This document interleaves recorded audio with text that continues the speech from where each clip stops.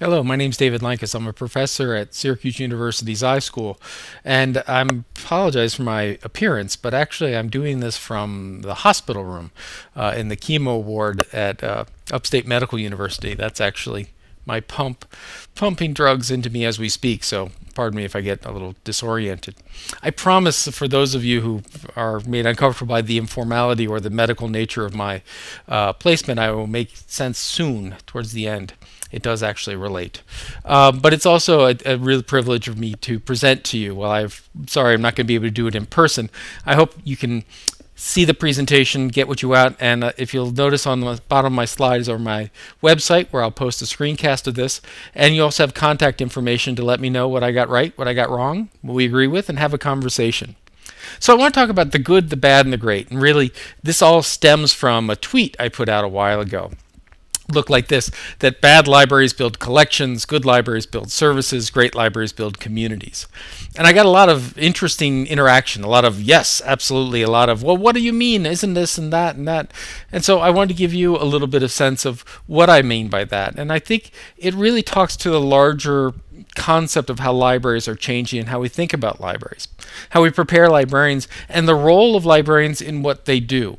That it's not just a building, a stack, and a collection, but really is the work that you do in your setting, in your community that matters. But let's break this down a little bit more. So this is pithy and delightful, but what does it mean? I should say, however, we have a rule at Syracuse, at the iSchool. If you come to speak to us, you have to give us a presentation that's tweetable. You have to give us a summary of your presentation that's tweetable, and if you can't do it, you can't come. We find it helps speed things along. So this is the pithy version. Let's go to the long version, and I want to start with this concept of what do I mean by bad libraries build collections? Don't all libraries build collections? Shouldn't any library build collections? Don't the great libraries of the world build collections? Do collections not matter? Do you hate books? Well, let's talk a little bit about it. And really, it's more about an attitude about collections than it is about the collections themselves. So I'm going to talk about sort of four problems with the idea of being collection centric and why it's a problem and how you can know if it is a problem. And I'll start with the psychics in the Ivy League. I spent a great summer at an Ivy League university library, which I will not mention which one, but it's in Boston. And so I was talking with their head of collections, and I said, I had this idea. I was a big reference guy then. I said, we answer all these reference questions, and we answer them online, and we answer them at desk. And what if we looked at trends in the reference collection? We looked at what kind of questions people were asking, and we looked at the resources that were filling. We tracked them, and we could use that to feed into collection development. We could make sure that when we're doing our collection development and acquisition, we build it based on the questions people are asking. To which point this very wonderful, distinguished acquisitions librarian sort of looked at me and said, we build collections for the next generation. And it was a really interesting stopping moment for me because, it was clearly this was not a point to begin a further conversation. That's one of those statements that sort of tends to stop conversations a bit because what do you say at that point? Screw the next generation? I don't know. But it really, as I was thinking about this, I was going, oh my God, what an amazing gift this person has that they can look into the future and know what the collections they're going to need are. Right? And the truth is, of course, we don't know what the collections of the future are going to be. We don't know what we're purchasing now that will be useless, what we're purchasing now that will be priceless. We make some good guesses. We have some good guesses, and we have some techniques that we try and do it. But ultimately, this idea of we build collections for the next generation, just in case this subpopulation. Have you asked that population? No, but we know what they need, right? That's another form of psychic collection building that we sort of sit in our offices and go, oh, we need more popular reading. Oh, this is going to be the teen fantasy book of the year award, whatever it is. Or, oh, we know that if it's a Caldecott winner, that's guaranteed to be high circulation. This idea that somehow we can look at the collection, we can look at our own expertise, that we can somehow feel the vibe of what's going on, and that's going to determine what we collect. This is a problem. because it means that we're facing the collection. When you worry about things like completeness, do we have all of a series? Do we have the continuation of a series? Do we have everything from this publisher? If we look at all of the variables about what we collect based not upon what's going out, what the community wants, what the community needs, and where they're headed, but instead on the collection itself, what are we really focusing on? And before you say that you don't subscribe to the psychic view of collection development, I ask you to take a look at your budget. Between your acquisitions budget, between your cataloging budget, between your interlibrary loan, between shelving, circulation, maintenance, the amount of time we spend on the collection, shelving, and circulation and such, how much of your budget is dedicated to a collection and how much of it is dedicated to services, outreach, those kinds of things. We'll talk about that again in a second. But the truth is that we're all a little collection-centric. We're collection-centric for lots of reasons. We're collection-centric because, let's face it, that's really what set libraries apart. When libraries were in massive growth phase, when we were looking at really the idea of public library and academic libraries and building them up, this idea of creating a complete collection, creating a comprehensive collection, was a grand idea. And in the era of information scarcity, when buying books and materials, and mostly printed documents, was a valuable exercise to do, when we really began to say if we could provide our communities with this collection of materials, that is a great asset. While we believed that vision of information scarcity, something interesting happened. Information became much less scarce. And I'm not talking the internet and Google like this happened in the last 20 years. This started around the mid-century after World War I and in World War II, when printing and ink costs and paper costs plummeted. And publishers realized that by increasing not only the number of volumes, but the number of titles they could provide, they could increase their business. And so if a few hundred of their titles died, but 5 of them made it, they still had a viable business model. That why not do 200 titles and 400 titles and 800 titles? And you can see this collision of cheaper printing cost, expansion in titles, hit a smack dab in this idea of being complete and collection-centric, and our collections blossomed and our volume went crazy. And now when we live in a world where information is not so scarce, back into that 20 years and that 10 years when the internet and ubiquitous connection came about, now we're still sort of thinking information scarcity, when in truth the scarcity is not in finding our information or our volumes. The scarcity is in the intention of those people that we serve. It's not that I can't find 500 different descriptions of a book or reviews of a place to eat. The problem is I can find 500 and I need 2. That's a shift in where that information is. But we still look at this idea of volumes, of centric, of collection size as being important. So I'm willing to point fingers at myself. This is the second page of 2 of a sheet that we send out to prospective students and parents, right? This is our brag sheet. This is come to Syracuse, we love it. And what do we say about the library? Well, what we say about the library is look how much stuff we have. 3.8 million volumes and 7.6 microform collections, because there isn't an undergraduate in the world coming to take sports management that doesn't say, if it doesn't have a powerful microform collection, I'm not going, right? We have our current periodicals and our electronic books and lots of stuff. We have stuff. We love stuff. We have it. We can count it. We can brag about it. And this doesn't come from nowhere. This doesn't come just from the fact that we like books and we have stuff, right? This is stuff that the library is putting out to itself and to the university to brag about itself. It's the easiest way to get your finger on what a library is, right? It's easy to say that. It's hard to talk about student outcomes. It's hard to talk about services. It's hard to talk about, how can we improve performance? And let's face it, we have a really hard time in academic libraries saying this person got an A because of this contribution of the library. But we also see it in how we sort of judge ourselves. I mean, let's face it, the ARL dumping dilemma came from this. Now, ARL has new statistics and outcomes, but the big thing they did when you were talking about being an ARL library and ranked and comparing to your peer institutions is you looked at volume count. And so what happened is you saw large academic libraries, Harvard and MIT and all these folks, that would actively weed their collections and they'd throw them to the dumpster. And what would happen?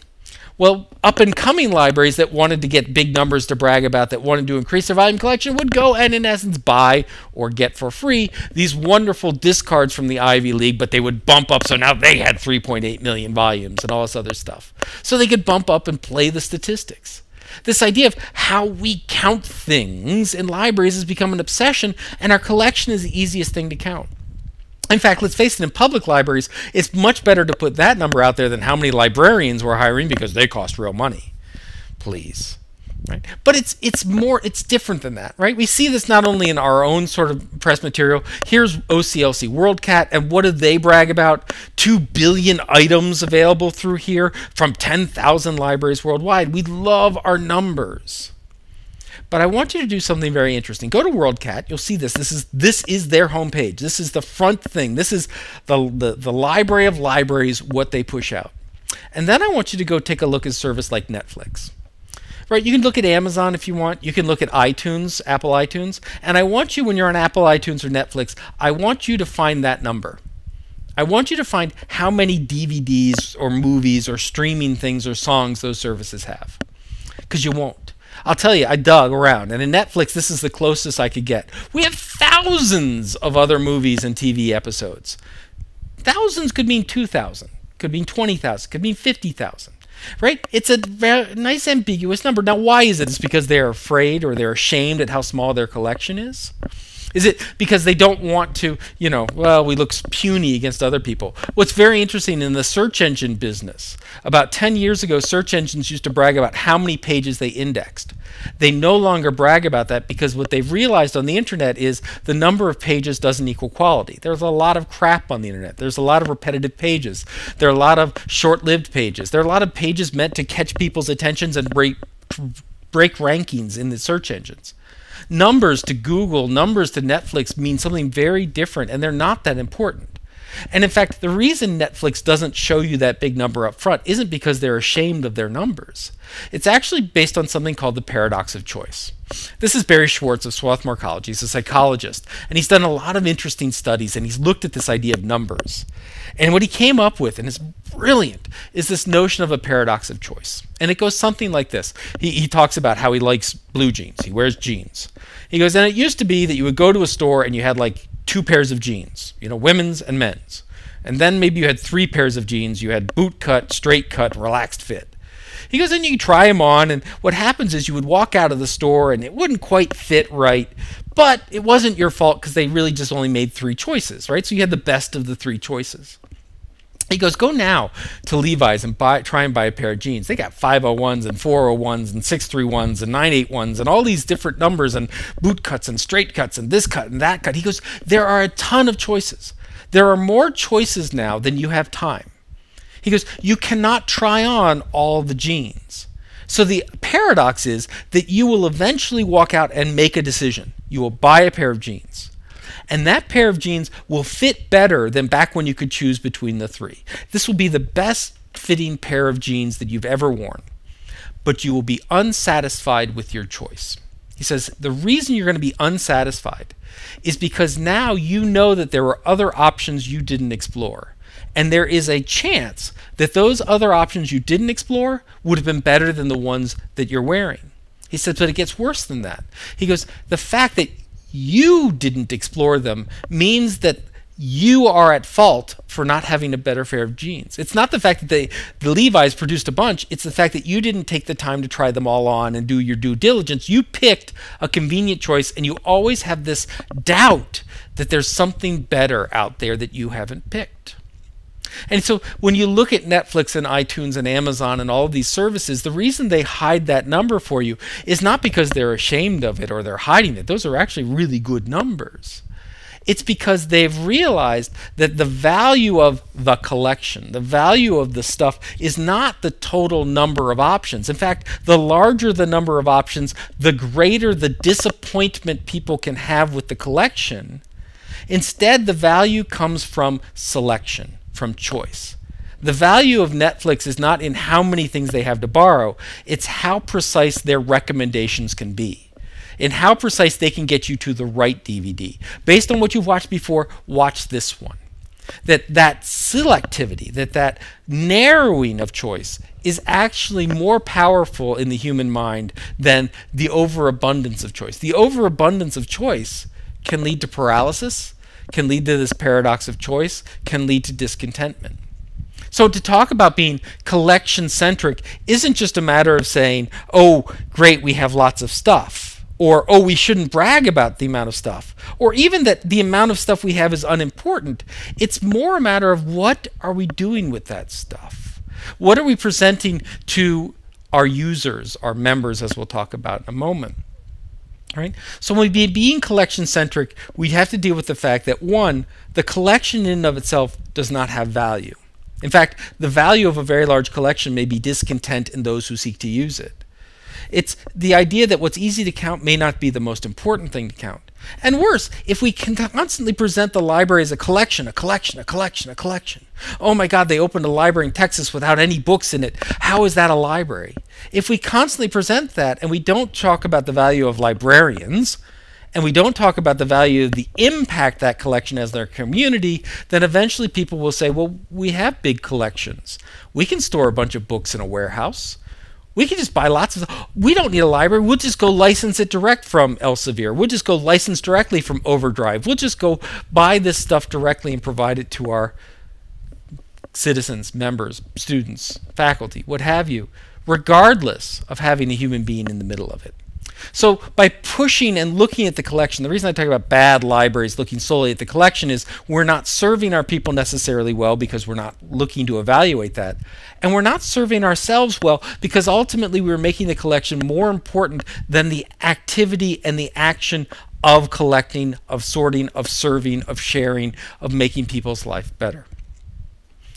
So let's move on from this idea of bad libraries to talk about what good libraries do. Good libraries build services. So what do I mean by that? Well, let me tell you the story of the National Science Digital Library and the difference between a service approach and a collection approach. So the National Science Digital Library was an attempt by the National Science Foundation to take all this wonderful research into digitization and digital libraries and metadata and search engines and create a functioning working library around science that could be used primarily in education, primary, secondary, informal, higher ed. And so what they did is they formed two big pots of money and they funded people on two different tracks. The first track is what they called the collections track. So they gave them money to, for example, to what you're seeing here is a molecular diagram of testosterone, just in case you're cared. They used to give them out on cards. It was very exciting. That and caffeine. And the idea is that they gave this money to a university to build all these 3D models of molecules. They give another money to the creation of Confucian texts, of different biology lessons, to create whole collections of digital artifacts, to create whole collections of science experiments, etc. And they said, your job is to go get the stuff, digitize it, collect it, put it on hard drives. You're going to make collections. They took a second pot of money and they gave it to services. We were one, in all sort of fairness. Ours was to answer questions so that if people, as they were using the collections, had questions, we could find scientists and experts who could answer their questions. But there were all kinds of services, visualization services, metadata services for cataloging. There were graphing services, there were storage services, there were all different kinds of really cool services. Back to like that Netflix thing where you could just get the recommendation for this is what you need. But a problem happened on the way to a National Science Digital Library, which is the idea is they funded these people separately. And so after about 4 or 5 years, they told the services people, all right, the collections are done, go get them. Go apply your services to them. And the services said, no problem, here we go. We're going to do cataloging, we're going to do metadata assignment, we're going to do visualization, we're going to do search, so you can search across the entire NSDL, we're going to answer questions. And they walked over to the collections, and they said to the collections, give us your stuff. And the collection said, here's a URL. And it wasn't a URL to a big file that could be downloaded. It wasn't a URL to 500,000 molecular models. It was a URL to a website that the collections had built. When they were building their collections, the first thing they did is they organized them. They organized them by, organic types or hydrogen types or these kinds of molecules or those kinds of molecules. And they built a hierarchy and they built their own search engine and a specialized search engine just for molecular stuff. And so when the services showed up with search and such, the first thing they had to reckon with is these aren't collections. They're services. When you collect 500 books and you put them on a shelf, that's a service. It's called access. When you take those 500 books and you put them in a given order by classification scheme, that's a service. When you let the public come in and get at those books and not have them chained to the shelf, that's a service. So really the only time a user, a patron, comes in and utilizes a library of any sort, virtual or in person, they're using a service. You providing them space is a service. You providing them a civil environment is a service. You providing them a card is a service.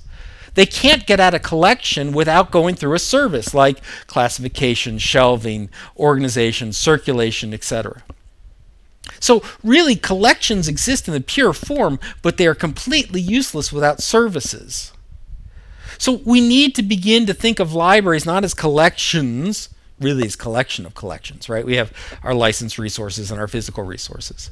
But we need to think of our libraries as a set of services that allow people to get to collections, yes, but as we're going to see in a second, lots of other things. In fact, let's look at that now, right? So if we even thought about here is the stuff and there is our patron or our user, we say, let us get you there. We provide card catalogs in the old days. Today we provide online public access catalogs. That's a service. When you go to the shelves are organized by call number, for example, or by BISAC number, or whatever it is. That's a service. When we let them do it from 9 to 5 during the day, that's a service. When we let them pull the book out and read it in a study carrel or on a table, that's a service. So we see this idea that that's a service, but if we stopped here, that's still a collection-centric way of thinking, right? We have all these collections, and we're putting all these services on top of them to help people get to the collection. Think about reference for a moment. Reference used to really very much seen as a service of the collection. Really was a band-aid for bad finding aids, right? When people couldn't figure out the card catalog or couldn't figure out the indexes, they'd go to a librarian, and the librarian would provide a reference, a pointer to the collection. We used to think about the way you answer a reference question was first to get them to the best resource. In other words, everything was about finding and serving the collection. But now we know that when people come in and they have questions, a book, a piece of material may not be the answer. They may need to get to training. That training may have nothing to do with the collection. We may provide Rosetta Stone online so people can do language services or basic computer services, basic computer literacy services. And so the services go beyond the collection. We have job hunting services. So people come in and we help them fill out materials. We help them find, do finding aids and search job sites and put together their resumes and print out resumes and all these kinds of things. And we see services now as the primary thing that a library does, one of which is the collection, one of which is all these other services. But even then, this only gets us to good, because really built into this is an assumption that what the library has to provide, what the users can get from us, is the limit of what the library can provide. What do I mean? So let's move on, right? So if bad libraries build collections, meaning they solely focus on the collection as a collection, and good libraries build services, meaning they see the collection as a service, but they see all these other ways of fulfilling user or patron needs as services as good, what do I mean by great? And what do you mean by build community? Well, let's take this example again. So we have these folks, and they're coming in and they're consuming stuff from the library, meaning we provide them with the training. We provide them with the job site. We provide them with the licensed resources. We provide them with computer access time. We provide them with the space. In essence, they are using services that we as the library control, provide, budget for, and they simply consume them. I mean, I always really hate the term user. I mean, do you really want to be a user, someone who uses somebody? Is that really what we aspire to in our life? I don't think so. I think we really want to be someone that is of the community and part of the community. And the first is a realization that that user, or as I call them, member of the library, we'll see why in a second, doesn't come in a vacuum.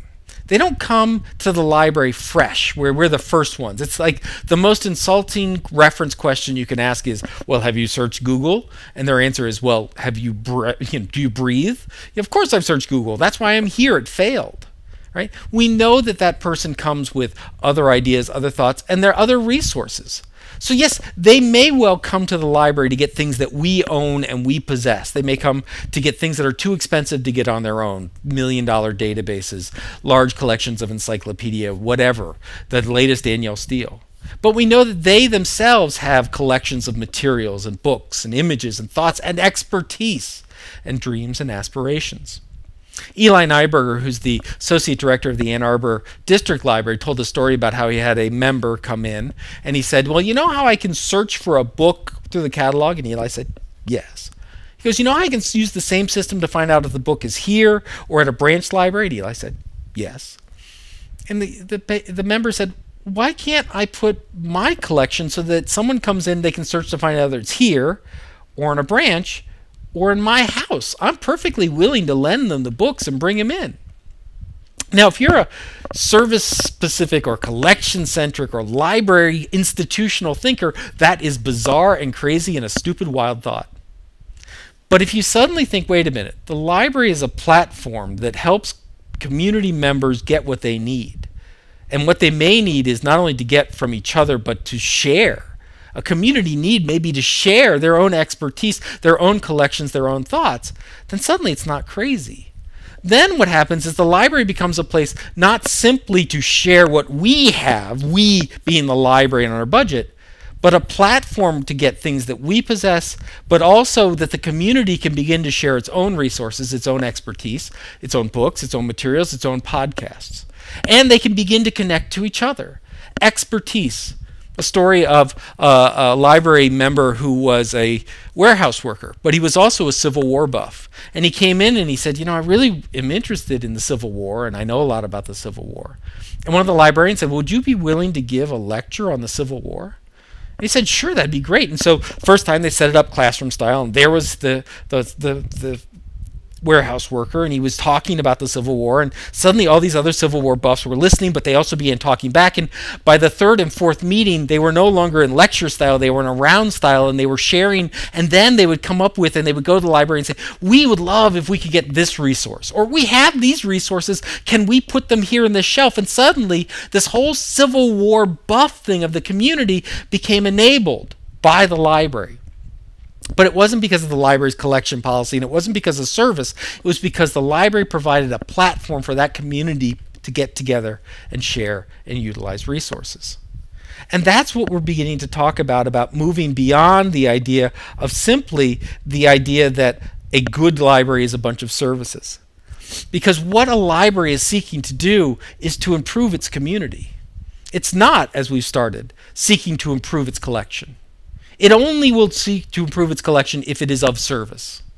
And it knows that the services these days go well beyond what can be purchased and put on a shelf, or what can be licensed and put on a screen. We know that it can be tutorials, it can be learning environments, it can be job-seeking services. And we know that it's not a matter of the librarian knowing it all.